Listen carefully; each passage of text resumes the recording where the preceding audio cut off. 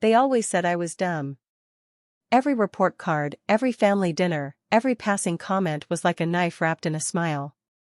"Why can't you be more like Ethan?" my parents would say, their voices dripping with disappointment. My name is Olivia Harper, I'm 28 now, and for most of my life, I lived under the shadow of their constant judgment. I tried to speak up, to show I had ideas, but it never mattered. They didn't see me, they only saw a mistake, a waste of their time and money. Growing up, I learned to keep my thoughts to myself. I watched my brother succeed effortlessly while my own small wins were ignored or belittled. At school, teachers often overlooked me, calling me quiet in ways that made it clear they didn't think I had potential. I started to accept it, or at least hide the burning desire inside me to prove them wrong.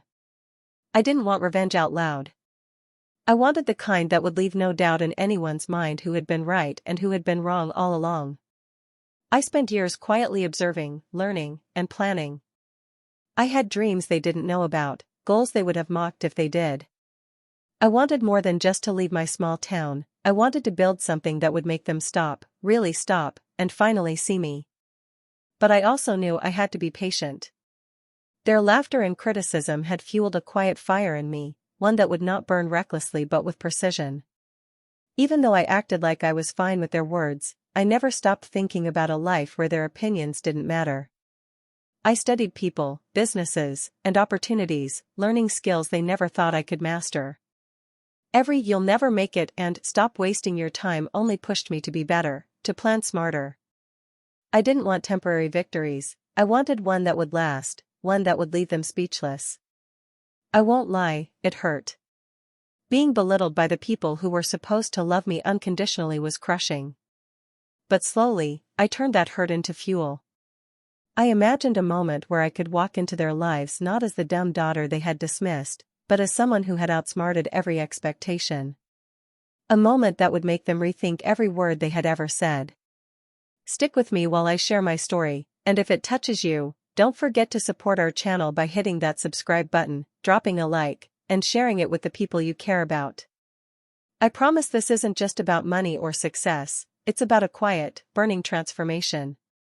And trust me, the journey from being mocked and underestimated to taking control and leaving a mark is nothing short of shocking. Little did they know, their laughter was the first step in my plan. Every insult, every snide remark, every glance of disappointment was a building block. And I was going to turn every single one of them into the foundation of a life they could never have imagined, a life that would make them eat every word they had ever said. From the moment I could remember, my parents had a favorite. Ethan, my older brother, was perfect in their eyes. Straight A's, star athlete, always polite and charming, they couldn't stop praising him. And me? I was the shadow, the mistake, the one they whispered about when they thought I wasn't listening. Every grade that wasn't perfect was a chance for them to call me useless or dumb. They made it clear that no effort of mine would ever be enough. At school, it wasn't any easier. Teachers barely noticed me unless I made a mistake, and classmates quickly picked up on my parents' words. I became the girl everyone expected to fail, and some of them liked to remind me of it. There were days when I wanted to disappear, to avoid the endless teasing and judgment. But somehow, I kept going. I found small moments of quiet pride, finishing a book, solving a problem on my own, understanding something that seemed impossible. Those small victories were mine alone, hidden from the people who were supposed to care the most. When it came time to think about college, the betrayal stung more than anything. I dreamed of leaving our small town, of proving that I could do more than they thought possible. But when I asked for help, they laughed in my face. "You won't make it anyway," my father said. "Don't waste our money." My mother only shook her head, disappointed. I realized then that my dreams were mine alone. If I wanted to succeed, I couldn't rely on them. I had to find my own way, even if it meant doing it quietly, without anyone cheering me on. Late at night, after everyone else had gone to bed, I would sit at my desk with a lamp, textbooks spread around me, working harder than anyone knew. I taught myself new skills, read books my parents would have scoffed at, and practiced problems until I got them right. There were no celebrations, no good job from the people who mattered most. Just me, alone, learning to trust myself and my own strength. The loneliness hurt, but it also shaped me. I became resilient in ways I didn't know were possible at the time. I learned to value small wins, to find satisfaction in the things I accomplished even if no one else noticed. And quietly, without anyone realizing it, I started building a foundation for a future they could never imagine. Every insult, every dismissal, every refusal to help only made me more determined to succeed. By the time I left for college, I carried with me a quiet sense of purpose. I wasn't just leaving a small town, I was leaving behind years of underestimation and betrayal. And though they didn't know it, those years had prepared me for something far bigger than they could ever see coming. I knew I couldn't count on my parents to support my dreams, so I kept my plans to myself.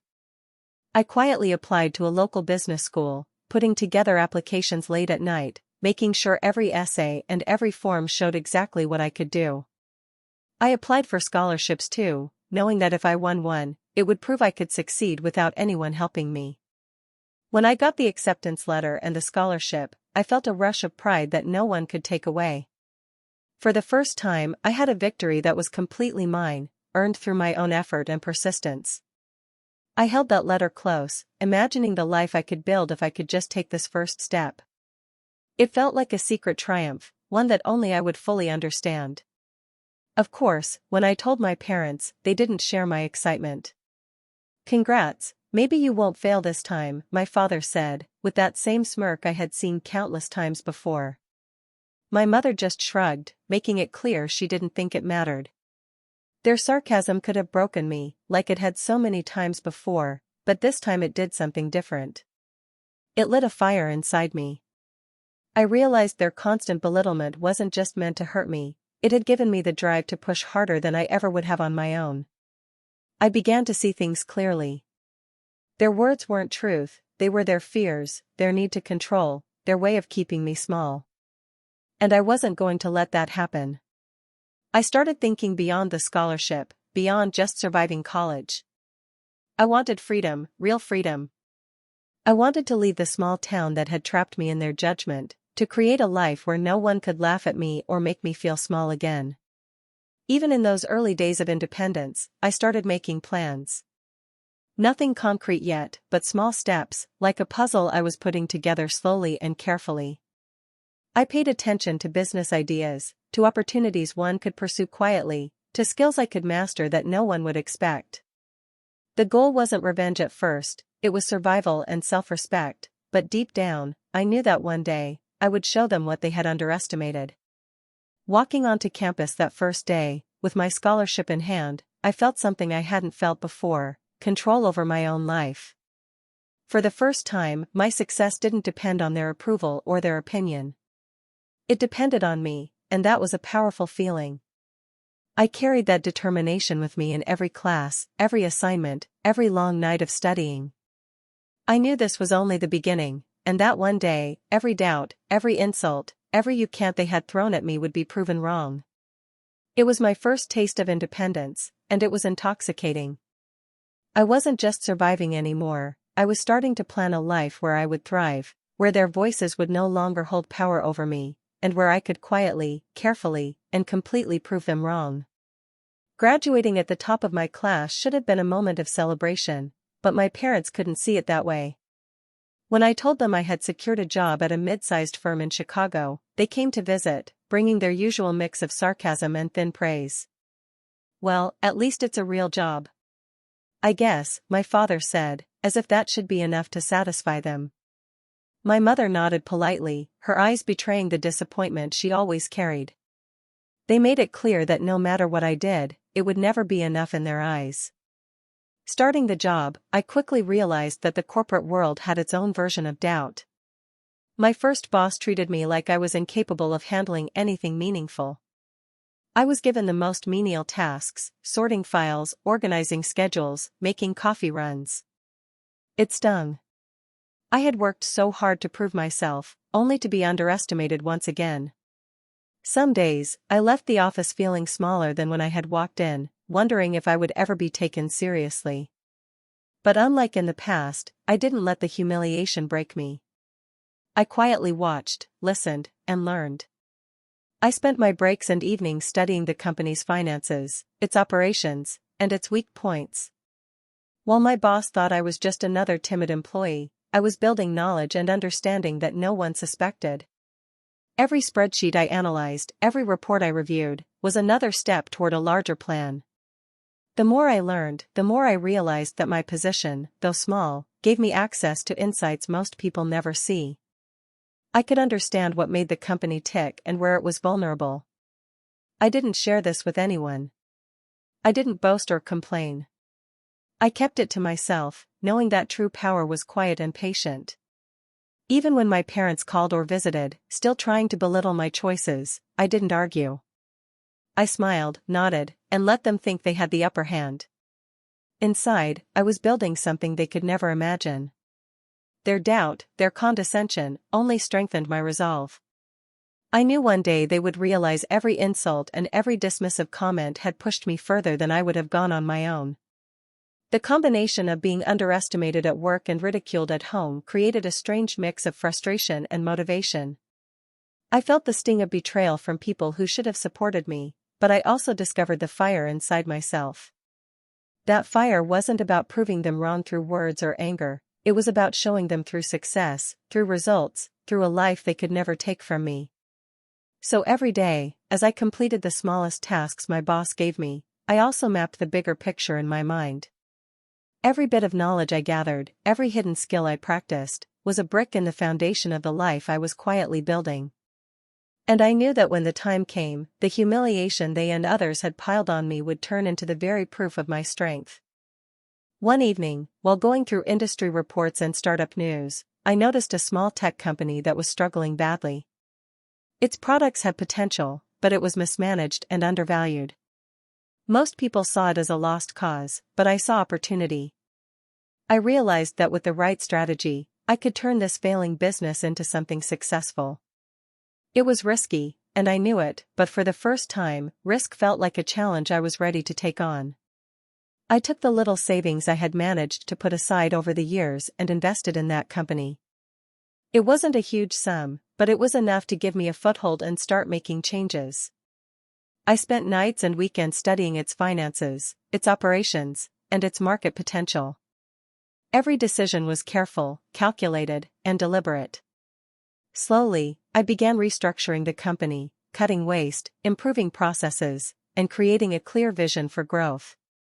When I told my parents about the investment, their reaction was exactly what I expected. My father laughed, shaking his head. "That's the most ridiculous thing I've ever heard," he said.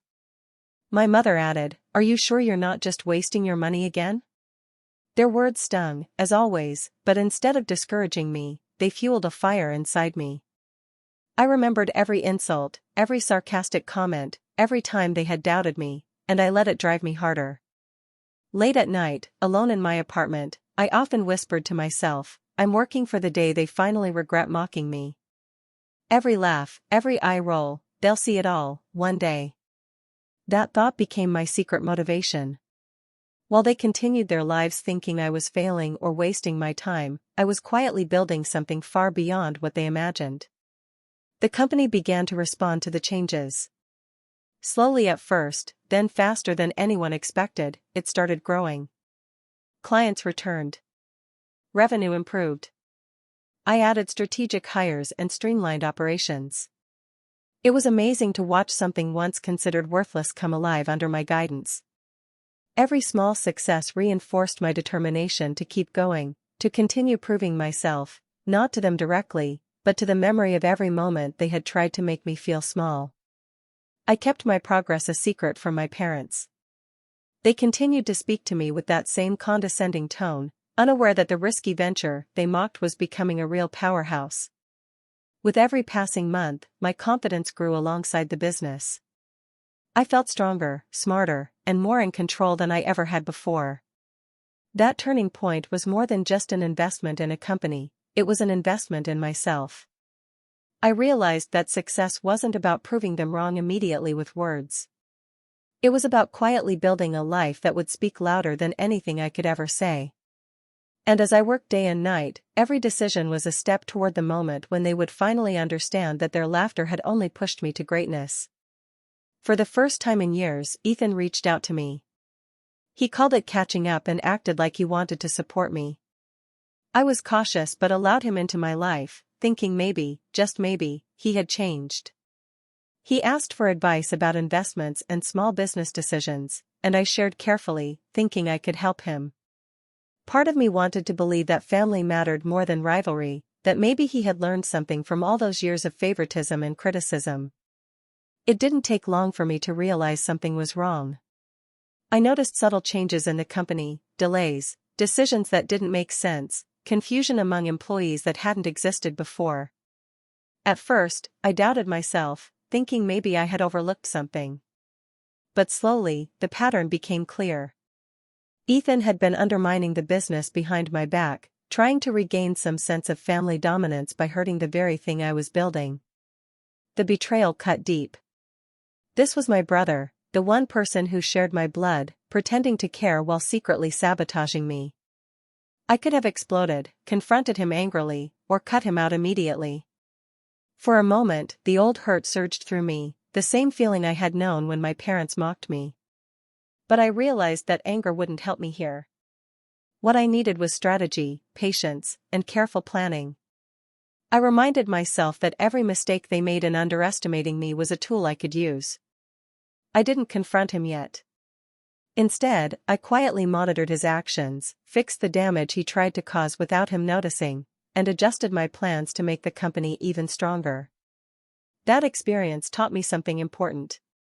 Betrayal doesn't always come from strangers, it can come from the people closest to you. But it also reminded me that the best revenge is measured, not impulsive. The more I stayed calm, the more I learned how to protect what I had built and prepare it for the success that was coming. I realized my future $47 million payoff wouldn't come from shouting or confrontation, it would come from patience, careful moves, and letting results speak louder than words. In the weeks that followed, I rebuilt the trust within the company, strengthened operations, and quietly outmaneuvered every obstacle Ethan had placed. Each time he tried to interfere, I learned more about the importance of foresight, planning, and discipline. The betrayal, painful as it was, became another lesson, another layer of strength that made me smarter and more prepared. I kept my distance from Ethan after that, still polite when necessary, but always alert. I knew that my success wasn't about proving him wrong in a single moment, it was about building something so strong that nothing, not even family betrayal, could shake it. And deep down, I smiled privately, knowing that every careful step I was taking brought me closer to a moment when my parents and brother would finally see just how far I had come. Slowly, the startup I had invested in began to turn the corner. At first, it was small wins, clients returning, revenue stabilizing, but soon, things accelerated in ways I hadn't even imagined.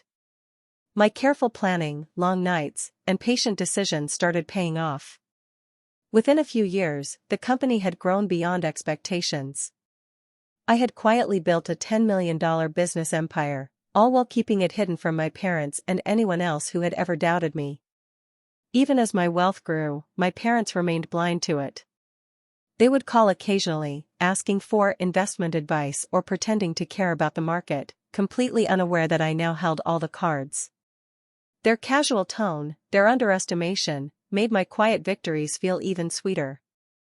Every time they spoke to me as if I were still incapable, I reminded myself of all the years I had endured their criticism, their condescension, and their lack of support. The idea of revealing everything to them started taking shape in my mind. I didn't want revenge through anger or humiliation, I wanted it to be undeniable, shocking, something that would leave no doubt about my success.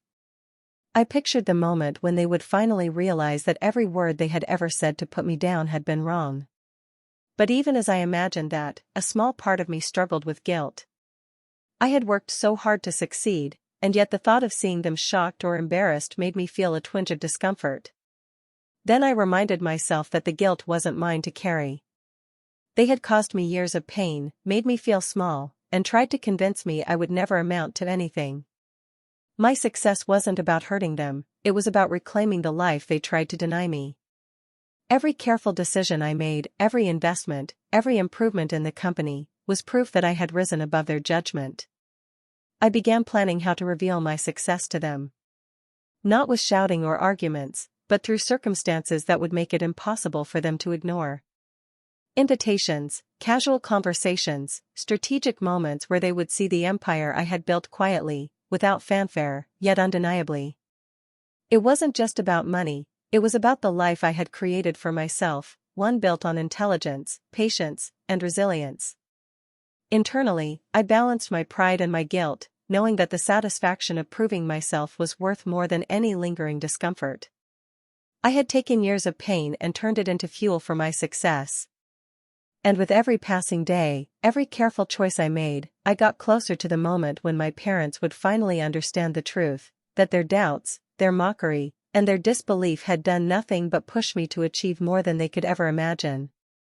By then, I realized something important: rising above betrayal wasn't just about success. It was about control, strategy, and patience, and I had mastered all three. By the time my business reached a value of $47 million, I had learned everything I needed about patience, strategy, and timing. I had quietly built multiple businesses and investments, all under the radar, while my parents continued to believe I was just getting by. Their condescending calls, their sarcastic questions, their constant reminders of my past failures, they didn't know that every word they had ever said had been fuel for my rise. I decided it was time for a confrontation, but not the kind anyone might expect. I invited them to a family dinner, framing it as a chance to reconcile, to talk about life and catch up. They accepted, thinking it was just another ordinary evening, another opportunity to condescend subtly, unaware of the reality waiting for them. As we sat around the table, they began their usual routine: casual jabs, questions about my job, faint praise mixed with disbelief. I listened politely, smiling quietly, letting their words wash over me, knowing exactly what I had in store. Then, in the middle of the conversation, I dropped it casually, like mentioning the weather. I told them I now owned multiple businesses, had investments they had never imagined, and that I had even turned down their attempts to take part of it when they had asked. The effect was immediate. Their forks paused midair. Eyes widened. My father's mouth opened and closed, but no words came out. My mother's hands trembled slightly as she set down her glass. Shock and shame replaced the casual superiority they had carried for so many years. Every cruel word, every sarcastic comment, every "you'll never make it" they had thrown at me had come back in full force, but in reverse. Instead of me being the one diminished, I was the one in control, the one who had risen above it all. I could see the realization settle in their eyes. They understood, finally, that I had not just survived their mockery, I had transformed it into triumph. The years of humiliation, the endless underestimation, the constant judgment, they had all built me into someone they could no longer dismiss. And I didn't need to shout, I didn't need to argue, and I didn't need to demand recognition. The truth spoke for itself. There was a quiet satisfaction in the moment. I didn't gloat. I didn't rub it in. I simply let them absorb the reality that their disbelief had been a mistake. I had taken the life they had tried to diminish and made it extraordinary. I had done it my way, patiently, intelligently, and with control. By the end of the evening, the shift was undeniable. I felt the weight of years of struggle lift, replaced with clarity and empowerment. My parents, for the first time, truly saw me, not the dumb daughter they had mocked, but a woman who had quietly, methodically, and brilliantly rewritten her life. The humiliation they had tried to impose had become the very engine of my success.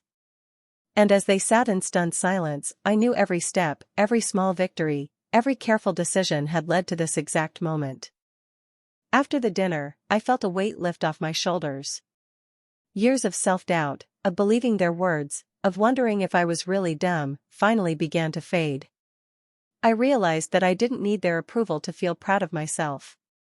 All those moments when I had questioned my worth, they were behind me now. I forgave myself for believing them, for letting their opinions linger in my mind longer than they deserved. I also realized that revenge didn't need to be loud or dramatic.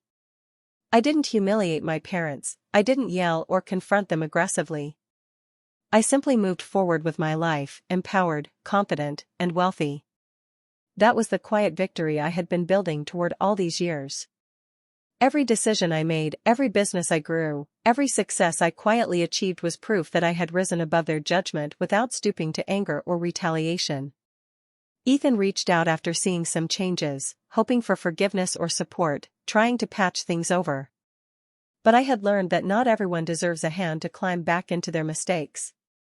He had chosen to undermine me when he could have been an ally. I refused to save him from the consequences of his own choices. It was hard, in a way, but I knew it was necessary. He needed to reflect on what he had done, just as my parents had to reflect on underestimating me for so long. In the end, I understood something important: real revenge isn't about proving people wrong in one explosive moment. It's about thriving, about building a life that they could never take from you and that they could never have imagined. It's about intelligence over emotion, patience over impulsiveness, and self-worth over their opinions. Every achievement, every success, every decision I made quietly reinforced the truth that I was capable, strong, and resilient, far beyond what they had imagined. I began to focus on the future, not on the past. My parents and Ethan would learn their lessons in time, not because I forced it, but because the life I had created spoke louder than words ever could. I didn't need them to see me as they should have, I only needed to know my own value. That clarity was more powerful than any argument or confrontation could have been. As I continued to grow my businesses, manage my wealth, and build my life, I carried one thought with me: sometimes the best revenge isn't yelling, it's living better than they ever imagined. Every step I took was a reminder that I had turned years of mockery, doubt, and betrayal into fuel for success. I had finally rewritten my story on my own terms, and nothing could take that away. Looking back, it's almost hard to believe the journey I've been on. From the dumb kid my parents mocked to someone who quietly built a $47 million empire, the path was never easy. Every insult, every dismissive comment, every moment of doubt thrown at me became part of the foundation for the life I created. I learned that the people who doubt you, who laugh at your efforts, aren't the ones who define your worth. Your choices, your persistence, and your patience do. There were times when I felt small, when the weight of disappointment and betrayal seemed unbearable. But I learned to use those feelings as fuel. I focused on learning, observing, and quietly making decisions that would one day change everything. I realized that true strength isn't shown in anger or confrontation, it's shown in consistency, intelligence, and the ability to rise above what others think of you. Now, with everything I built, I often ask myself and those who hear my story, who in your life is doubting you right now? Maybe it's a parent, a friend, a coworker, or even someone you once trusted. Maybe it's time to show them, not by yelling, not by proving it in a single moment, but silently, by building a life that they could never imagine. Every small step, every careful decision, every late night of effort adds up to something undeniable.